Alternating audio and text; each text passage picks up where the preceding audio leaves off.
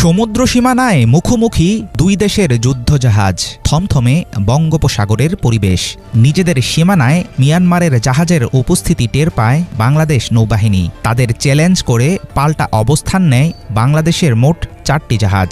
अस्सलाम वालेकुम व्यूअर्स, मैं हूं एहसान खान और आप देख रहे हैं हमारा यूट्यूब चैनल एहसान रिएक्शन विद एहसान। मैं उम्मीद करता हूं आप जहां भी होंगे एंजॉय करते होंगे, मज़े में होंगे और फिट फाट होंगे। व्यूअर्स 2008 में, जी हाँ 2008 में भी एक युद्ध हुआ था म्यांमार के साथ बांग्लादेश का। लेकिन उस वक्त जो ये वार करने की जो कोशिश की गई थी म्यांमार की तरफ से, वो ऑयल एंड गैस की वजह थी।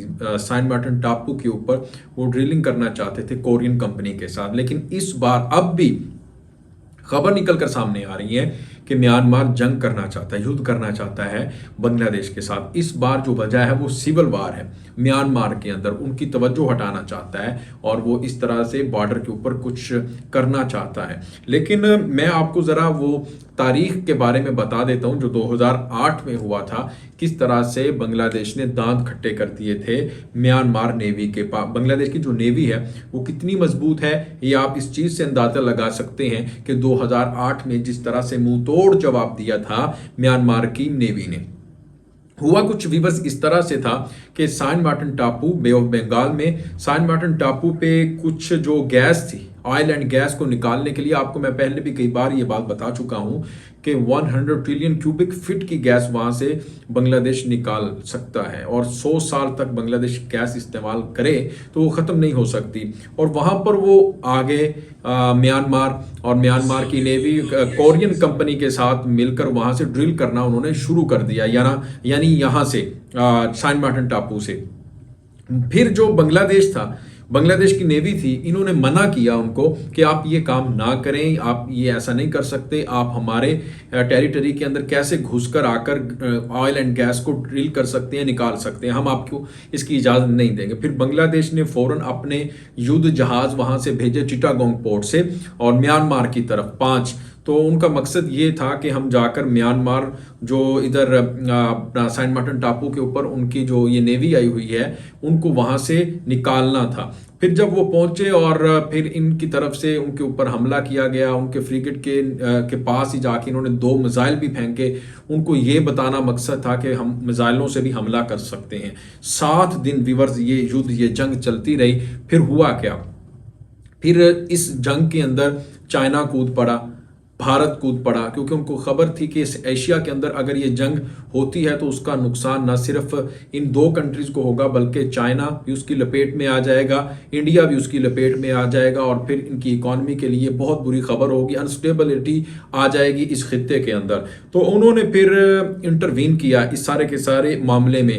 उन्होंने फिर कहा कि ये गलत हो रहा है। तो उसके बाद फिर जो था अपना म्यांमार, उन्होंने अपनी नेवी को पीछे धकेलना शुरू कर दिया। उनको पता चल गया कि बांग्लादेश की नेवी बहुत ज़्यादा प्रोफेशनल है, इनके पास तो जनाब ये मिसाइल भी हैं और हमें वैसे ही मार देंगे। तो इस तरह उस वक्त बांग्लादेश को ये कामयाबी मिली थी। लेकिन अब अगर बांग्लादेश की नेवी 2008 में कैसी थी और अब कैसी, ये आप खुद जाके गूगल पे रिसर्च करें, आपको पता चलेगा। बांग्लादेश की नेवी अब बहुत ही स्ट्रॉन्ग हो चुकी है और एशिया में 20वें टॉप 20 रैंकिंग में आती है। और जो म्यांमार की नेवी है वो तो बहुत पीछे है, यानी बांग्लादेश की पोजीशन बहुत बेहतर है। तो अब वो कैसे बांग्लादेश के साथ युद्ध कर सकते हैं और वो बॉर्डर के ऊपर, ये तो वैसे ही वो तवज्जो हटाने के लिए मेरे ख्याल में कुछ काम कर सकते हैं, लेकिन वार वो बांग्लादेश के साथ बिल्कुल भी नहीं कर सकते। बहुत कमजोर है बांग्लादेश के आगे म्यांमार की आर्मी। आइए इसी के ऊपर वो वीडियो देखते हैं, फिर हम इसके ऊपर बात करेंगे। वीडियो देखने से पहले जनाब चैनल को सब्सक्राइब कर लें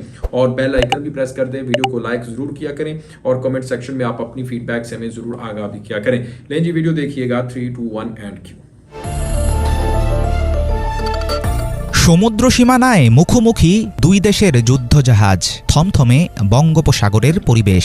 2008 সালের নভেম্বরে নৌযুদ্ধের দ্বারপ্রান্তে চলে গিয়েছিল বাংলাদেশ ও মিয়ানমার। সাগরে গ্যাস ও তেলের অনুসন্ধান নিয়েই হয়েছিল সংকটের শুরু।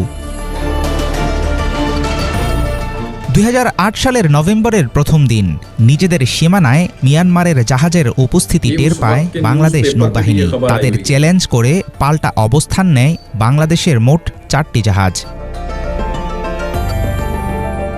সীমানা নিয়ে এই বিরোধ বহু পুরনো। তখন মিয়ানমার বা ভারতের সাথে বাংলাদেশের সমুদ্র সীমানা নির্ধারিত ছিল না। বঙ্গোপসাগরে প্রাকৃতিক সম্পদের ভাণ্ডার থাকতে পারে এমন সম্ভাবনার কথা জানিয়েছিলেন বিশেষজ্ঞরা।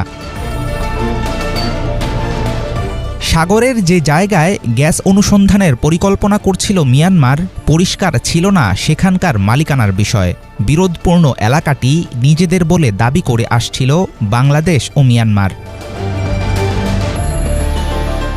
দাইয়ু নামে একটি কোরিয়ান কোম্পানির সাথে চুক্তি করে মিয়ানমার। দেশটির পক্ষে সাগরে তেল গ্যাস অনুসন্ধানের দায়িত্ব নেয় তারা। 4টি জাহাজ নিয়ে গ্যাসের খোঁজে সমুদ্রে ড্রিলিং চালাতে নামে দাইয়ু। পাহারায় ছিল মিয়ানমার নৌবাহিনীর 2টি যুদ্ধজাহাজ। সেন্ট মার্টিনস দ্বীপের প্রায় 50 নটিক্যাল মাইল দক্ষিণ পশ্চিমে ঘটনাটি ঘটে। বিষয়টিকে বাংলাদেশ অনুপ্রবেশ হিসাবে দেখছে, এভাবেই খবর প্রকাশ করে বিবিসি নিউজের ইংরেজি ভার্সন। যে 4টি জাহাজ নিয়ে কাজে নেমেছিল মিয়ানমার, সেখানে 2টি জাহাজ ছিল বাহামার, একটি ভারতের ও আরেকটি বেলিজের। মোট 200 জন লোকবল নিয়ে প্রকল্পে অংশ নেয় অস্ট্রেলিয়া, সিঙ্গাপুর, ভারত ও দক্ষিণ কোরিয়া। 6 নভেম্বর জানা যায়, কূটনৈতিক তৎপরতার কারণে অমীমাংসিত সমুদ্র এলাকায় তেল গ্যাসের অনুসন্ধান বাতিল করেছে কোরিয়ান কোম্পানি দাইয়ু। অনুসন্ধানী শিপগুলোর পাশাপাশি প্রায় 9 দিন মুখোমুখি অবস্থানে ছিল বাংলাদেশ ও মিয়ানমারের যুদ্ধজাহাজ। 2 প্রতিবেশী দেশের স্থলসীমান্তেও পড়েছিল উত্তেজনার ছায়া। কয়েক দশকেও নিষ্পত্তি হয়নি সমুদ্রসীমা নিয়ে চলমান বিরোধ। 2009 সালে তাই আন্তর্জাতিক আদালতে যায় বাংলাদেশ। 2012 সালে আসে স্থায়ী সমাধান। অর্জিত হয় প্রায় 70,000 বর্গ কিলোমিটার সমুদ্র এলাকা। তখন যুদ্ধ শুরু হলে আঞ্চলিক সংকটে পড়ত দক্ষিণ এশিয়ার देशগুলো। तो वीवर्स, आपने ये वीडियो देखी है, बहुत ही कमाल बांग्लादेश ने किस तरह से अपनी नेवी को एक्टिव किया और फिर वहाँ पर चिटागोंग से भेजा म्यांमार की तरफ, और फिर अपने पानियों से म्यांमार की नेवी को निकाल भगाया। और इस तरह से बांग्लादेश वो जंग भी जीत चुका था और बांग्लादेश ने सोच लिया था कि अब हमने जनाब अपने पानियों में किसी को नहीं घुसने देना। अब तो बांग्लादेश के पास वारशिप और फिर सबमरीन भी आ चुकी हैं, 2 खुद बना ली हैं, 4 और ले रहे हैं, 2 पहले आ चुकी हैं। इस तरह बांग्लादेश के पास 6 से 7 सबमरीन भी आ रही हैं, वारशिप आ रही, सबमरीन बेस बना रहा है बांग्लादेश, और शिप इतनी ज़्यादा खुद से बनाता है, दुनिया को एक्सपोर्ट्स करता है। यानी बांग्लादेश अगर देखा जाए ना, तो ये जो नेवी की सूरत में बांग्लादेश की जो फोर्स है बहुत मजबूत है, बहुत ही स्ट्रॉन्ग है। और अब म्यांमार तो ये सोच ही नहीं सकता कि नेवी के तौर पर हम जाके बांग्लादेश के पानियों पे हमला करें, बांग्लादेश की जो नेचुरल रिसोर्सेज हैं उसको निकालें। ये वो अब कभी भी सोच नहीं सकता, क्योंकि बांग्लादेश की जो नेवी है वो बड़ी प्रोफेशनल भी है और इसके साथ साथ मजबूत भी है। टॉप 20 ममालिक में उसका नाम आता है और म्यांमार का कोई नाम नहीं है टॉप 20 लिस्ट में। तो नाज़रीन, आपका इस वीडियो के बारे में क्या कहना है बताइएगा कमेंट सेक्शन में। इंशाल्लाह नेक्स्ट वीडियो में आपके साथ एक बार फिर मुलाकात होगी। तब तक के लिए अल्लाह हाफिज़।